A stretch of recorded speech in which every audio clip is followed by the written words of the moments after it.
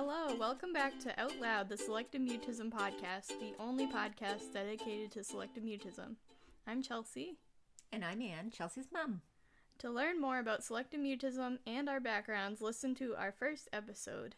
In our last episode, we talked about exposure for selective mutism, and today we're going to talk about PCIT, which is parent-child interaction therapy. So before we get into this episode, I'd like to take 1 minute to ask you to leave a 5-star review. This is the best way you can leave us feedback and let more podcast listeners hear about selective mutism. Okay, and then also before we get started, I just wanted to put out there that Chelsea and I, in doing the podcast, are in no way a substitute for going to therapy. Just that we are presenting our experiences and opinions, which are in no way meant to be a replacement for seeing a professional for treatment for selective mutism. So we're at episode 10 now. Happy New Year. Yeah, Happy New Year, everybody. We have a lot of exciting things coming. I feel like we have some interviews lined up for you guys, and we're going to be on two other podcasts, hopefully coming out soon. Yeah, that's pretty amazing to me. Yeah, we'll keep you posted. Yeah, we're doing great. Spreading the word. Yeah, so we talked about SCAT before as a therapy, and now we're going to be talking about Stephen Kurtz's PCIT therapy, which is parent-child interaction therapy, which he tailored to selective mutism. Right, so I just wanted to start off because I didn't really know what PCIT was, so I actually just Googled it. And I did find a good website that I thought I'd put out there if other parents wanted just to read a basic description on PCIT. So it was www.pcit.org. And it does have a link on there to find a provider of PCIT, which, I thought that was kind of neat. So basically it just said PCIT is an evidence-based treatment for young children with behavior problems. So this is the basic PCIT, and then Dr. Stephen Kurtz took that and sort of adapted it to treatment for selective mutism. But PCIT is basically done through a coaching session where you and your child are sort of in a playroom while the therapist or whoever's in an observation room watching you interact with your child. Usually sometimes I guess they have a one-way mirror. And I did read that sometimes look at the parent like a hearing device in their ear so that they can actually communicate with you while you're interacting with your child. So what I took from it is that PCIT is usually done for some type of disruptive behavior versus a speech approach. So that's how he adapted it for the selective mutism. But initially, PCIT was done to, have better outcomes in parenting a child with some behavior issues. Yeah, I also read that he changed it so that the focus isn't on improving compliance to demands. Instead, it's on speech, obviously. And I did think it was interesting. I guess it's the same as what we're going to talk about today, because basically PCIT is done in 2 stages, and Dr. Stephen Kurtz sort of follows that format in the selective mutism treatment plan.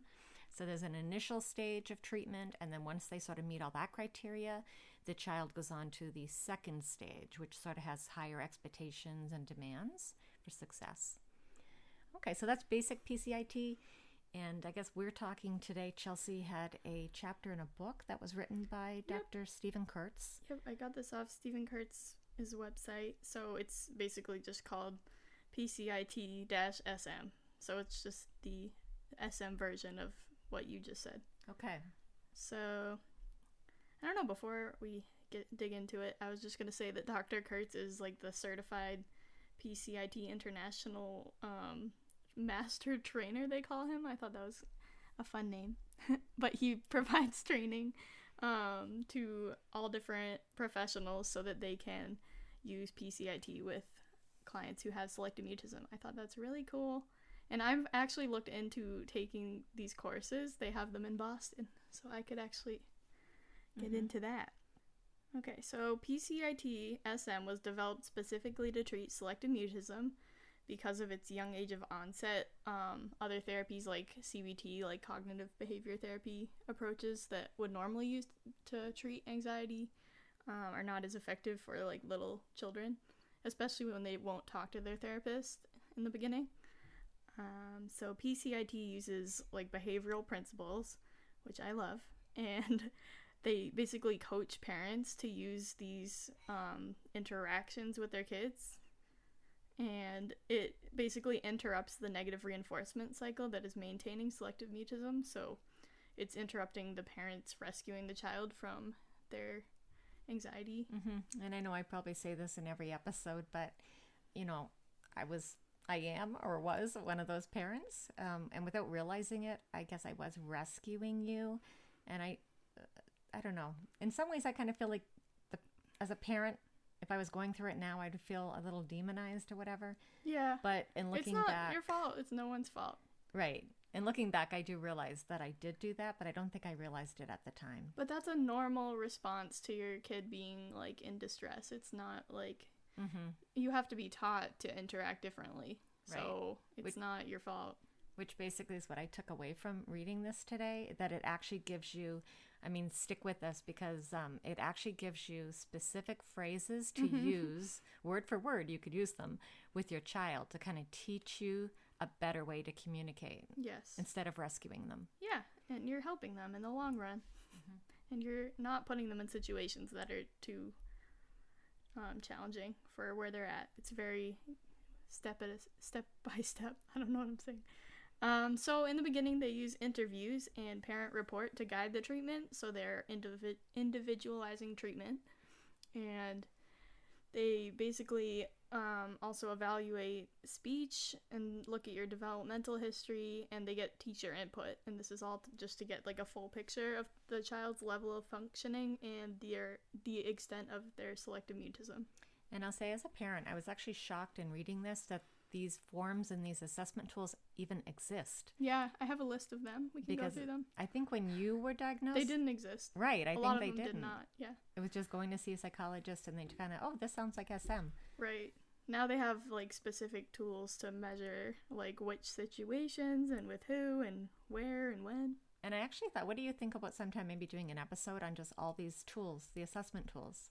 We could, yeah. There's a lot. I thought it was kind of neat. Mm-hmm. I don't know if that's the nurse in me but I just thought, oh wow, it'd be really cool to look at these. I think we should say too, if you're just sort of joining us now on the Out Loud podcast and you haven't listened to our other episodes, this also might be a good time to go back and just listen to them or even re-listen to them, because I found in reading this chapter, a lot is assumed that you actually know what SM is, that you already know the criteria for qualifying for a diagnosis of selective mutism.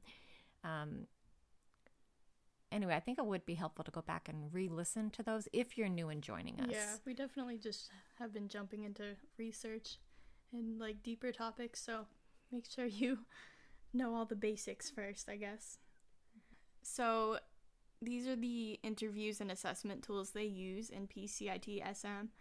They use the Anxiety Disorders Interview Schedule, Selective Mutism Questionnaire, which we talked about before, and we posted that on our Facebook page, so you can look at that, and the School Speech Questionnaire, which is given to the teacher to see how much they're talking at school, or if at all. And then there's also the SM Behavioral Observation Task, or the SM Bot, which was developed by Stephen Kurtz. So it's a parent and child playing alone in a clinic room while being observed through a one-way mirror, so therapists can observe the interaction between the parent and the child. And then next they have a stranger enter the room and engage with the parent and child using PCIT-Do tasks, which we'll get into later. And then they end it with one forced choice question to see if the child will answer the question, which I'm guessing usually they don't. So can I interrupt you for a minute? I just want to say that because I'm like, okay, a forced choice question. So what's that? Give me an example. Oh, yeah. So in PCIT, there are 3 types of questions. The first one is a yes or no question, which obviously the child either says yes or no, but that also gives them an opportunity to be nonverbal and just shake their head yes or no. The second type of question would be a forced choice question, which is typically used just during the second stage of therapy. And an example of that might be, do you want a cookie or do you want a piece of pie? That would be a forced choice. You're choosing them to pick one or the other. And then the third type of question is an open-ended question, which is also used during the second stage of therapy. And an example of that might be, instead of, I guess an example of that could be, what type of pie is your favorite? So that sort of prompts the child to come up with their own answer to that question. And, okay, continue on. Sorry. Yeah. So this is just the SM behavioral observation task. So they're only doing forced choice question because they're taking baseline data. Then the final step of that is just repeating the first two steps. So after the question, the therapist leaves the room and the child plays alone with the parent again, and they're observing through a two-way window or mirror, and then they come back and do it again. So they're kind of just repeating it. So basically the SM bot, or Selective Mutism behavior observation task, is just collecting baseline data. So they're trying to see where the child is starting at. So they're looking for their natural speech pattern with the parent. They're looking for the parent's role in maintaining the selective mutism. And then they're also looking at the willingness of the child to speak in front of unfamiliar people. So they're basically coding, so they're taking data on the parent and the child's behavior, which I thought was cool. Like, they're tracking the parent's behavior too. And they're doing this during the baseline segment and throughout the whole treatment process to monitor the progress. And it focuses on the child's verbal response to prompts rather than their compliance to demands, like in the original PCIT. So just some examples, like the codes are just like yes, no question, and that's a yes or no question. And the example would be, do you want the blue block? So the answer would be yes or no. And then there's forced choice questions. Which an example would be, do you want the blue block or the red block? But basically they're coding whether the child is, what kind of question is being asked, and then the child's answer, whether it's verbal or nonverbal or no answer at all. So basically that's just baseline data. They're just collecting data on how the child is speaking. And how the parent. And how the parent is interacting, right? So after baseline, they move on to the first phase of PCIT-SM, which is called Child-Directed Interaction, or CDI. So in order for parents to move on, they have to master the PRIDE skills, which is all uppercase. It's an acronym, PRIDE. So P stands for praise.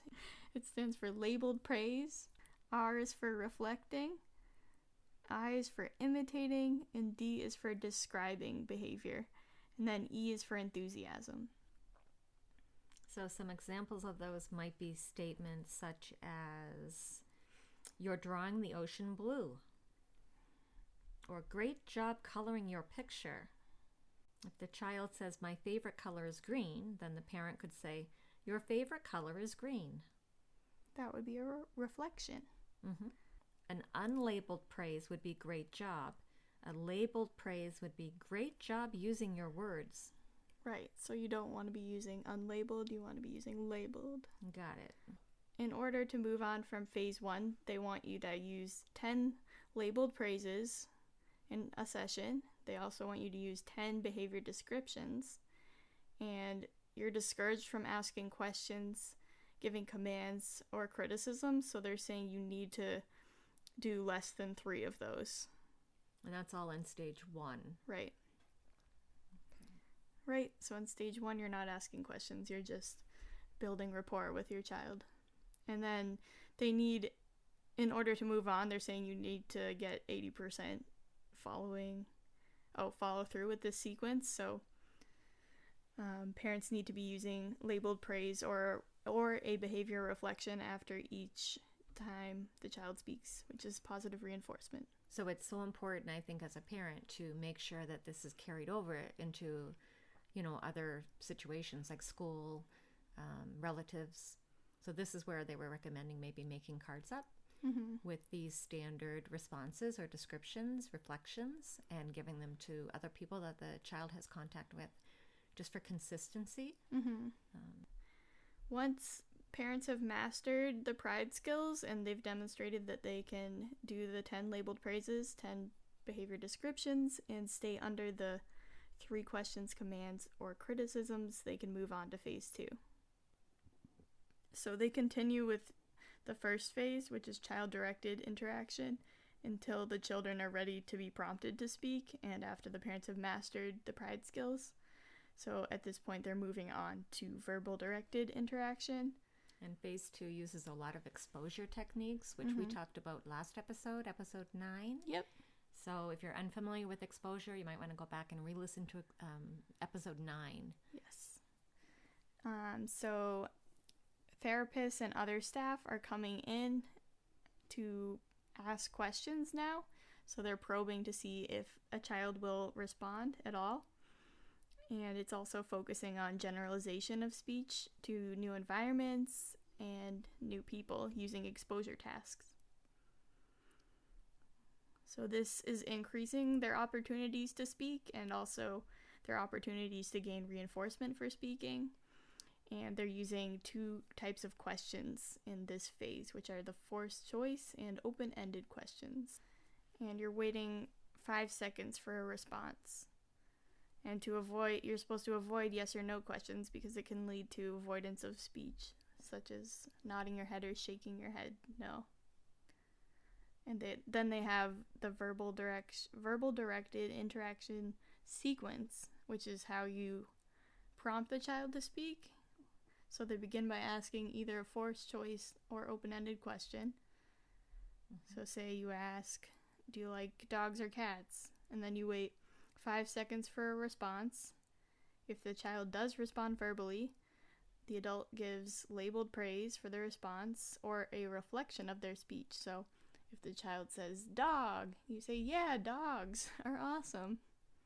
And then if they do not respond verbally, or no response at all, like no head nod or anything, they acknowledge the nonverbal communication. So if they're shaking their head, you could say, I see you're shaking your head. Or if there's no response, the adult is repeating the question again or rephrasing the question and then waiting 5 seconds again.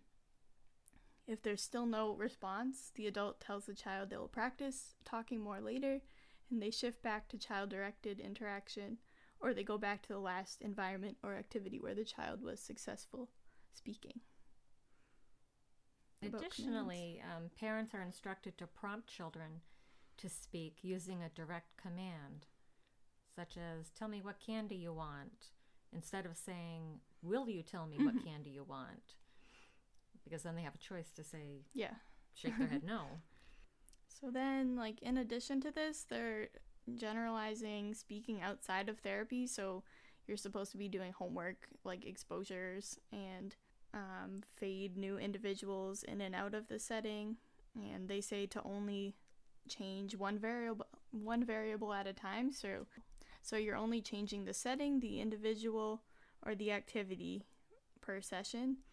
So they have, for example, if a therapist, and this is a direct quote, if a therapist and a child with SM have been practicing playing Go Fish in the therapy room, options for future sessions include moving to another location, such as the waiting room, while maintaining the same people and activity, or adding another person while keeping the location and activity the same, or playing a different game with the therapist in the therapy room. Mm-hmm. And they talk about if you change too many of the variables at once, it can really increase the child's anxiety and sort of set them back.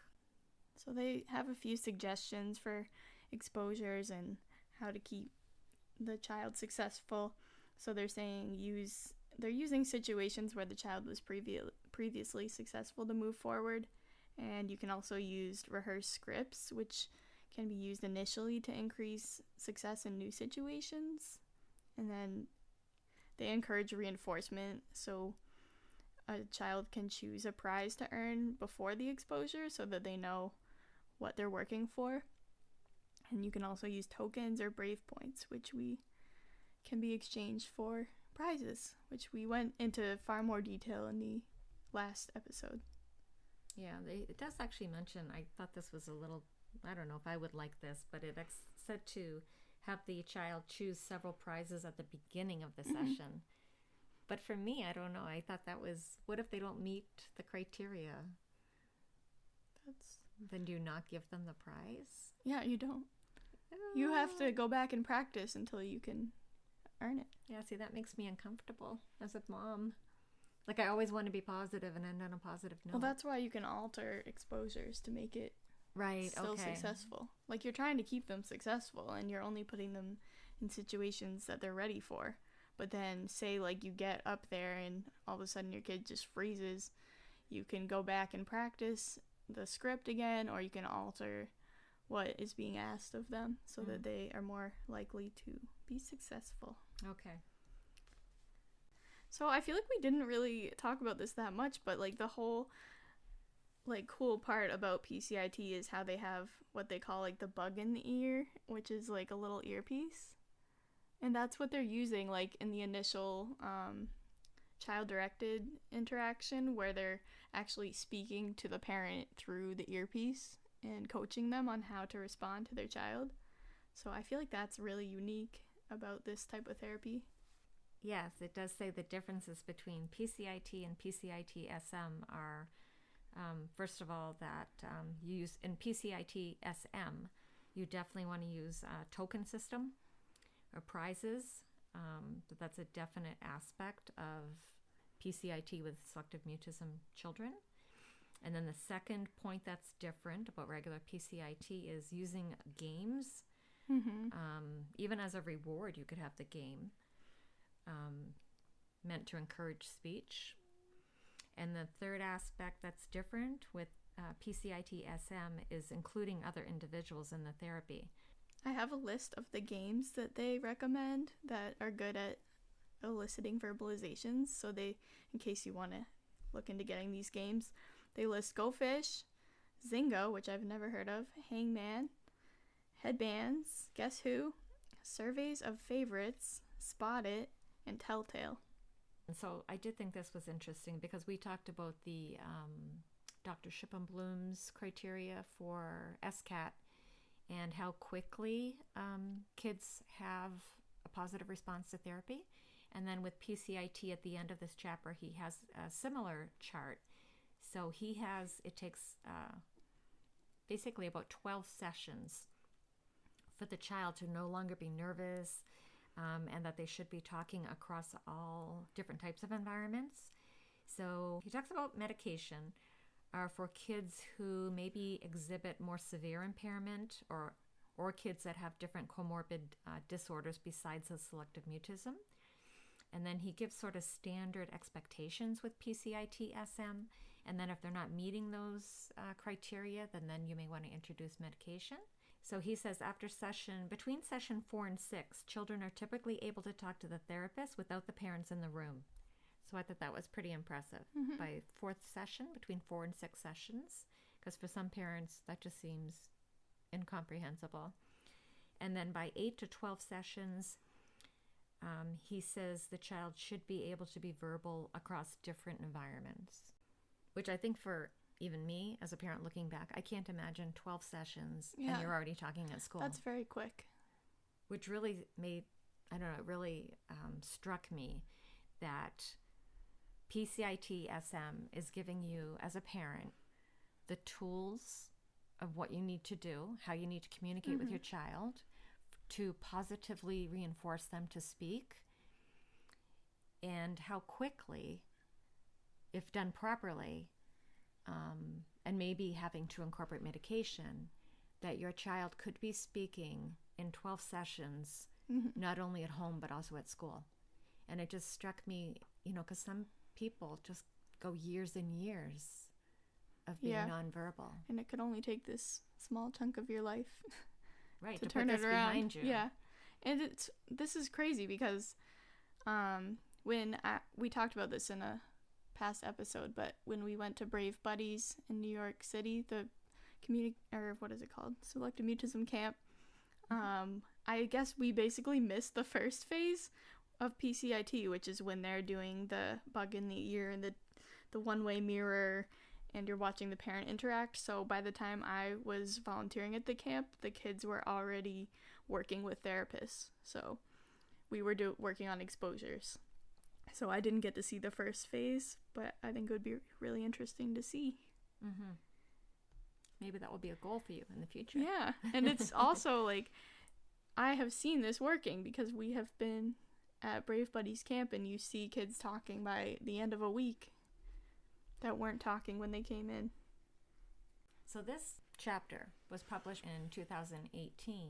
He writes, the assessment measures associated with PCIT-SM have not been fully evaluated and require more research attention. I did find, just in Googling PCIT, there was a study done in Canada, actually in Vancouver, in September of 2019, specifically on PCIT with selective mutism children. In this study, the conclusion basically was that yes, PCIT is an effective treatment for selective mutism children. And that was published in the Journal of Anxiety Disorders. So since he wrote that chapter, there has continued to be some research published on PCIT with SM children. And this study it was 30 children, so not a huge study, but it was children aged 4 to 10 years old.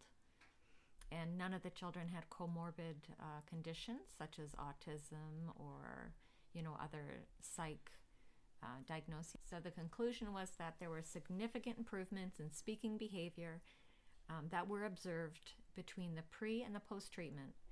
The improvements were maintained at 3 months and 12 months follow-up. And the improvements were observed in all parent-reported domains, including school, community, home, and family.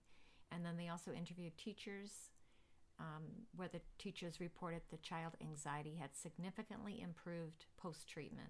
So there is some data confirming that PCIT does work in selective mutism children, as I think we know anyway from Dr. Kurtz's success. Okay, so I'm going to post the resources for this episode in the show notes and on Facebook, and we'll give you some additional resources for PCIT. Yeah. So on Instagram, we're Out Loud SM Podcast, and we asked people to send us their 2020 goals. So I have a few that I wanted to read. One person said their goal is to talk to their teachers, talk to my symphony conductor. Someone wants to find a new job. Someone said they want to focus more on themselves and their own happiness. We have another one that wants to talk to a teacher. Someone said finally take care of myself completely, not just in bits and pieces. And someone said I want to challenge my social anxiety, take care of myself, and be a better role model for my kids. Another person said they want to help my 5-year-old daughter overcome SM by doing more brave work. I also asked, tell me one thing you're proud of doing in the past year. I loved these. Yeah. So someone said talking to new friends. Someone said saying hi to my cross-country coach. Someone said communicating for my dad when he couldn't. Someone said leaving toxic relationships behind. Someone said ordering my own pizza. That was one of my favorite ones. Someone said going back to therapy. Awesome. Someone said managing my anxiety. Someone gave their first ever speech in 8th grade. Woohoo! I know. And these are all big deals. Even They're huge. Just saying hi to your coach is a huge deal. That's amazing. I was just so happy. Everyone I read, I just got a big smile, and I was just so happy for them. Yeah, thank you all for interacting on Instagram. It's really fun. Yeah. Thank you for listening to Out Loud, the Selective Mutism podcast. So going forward in 2020, we plan on releasing episodes every 2 weeks, and we hope you can join us on Out Loud, the SM podcast.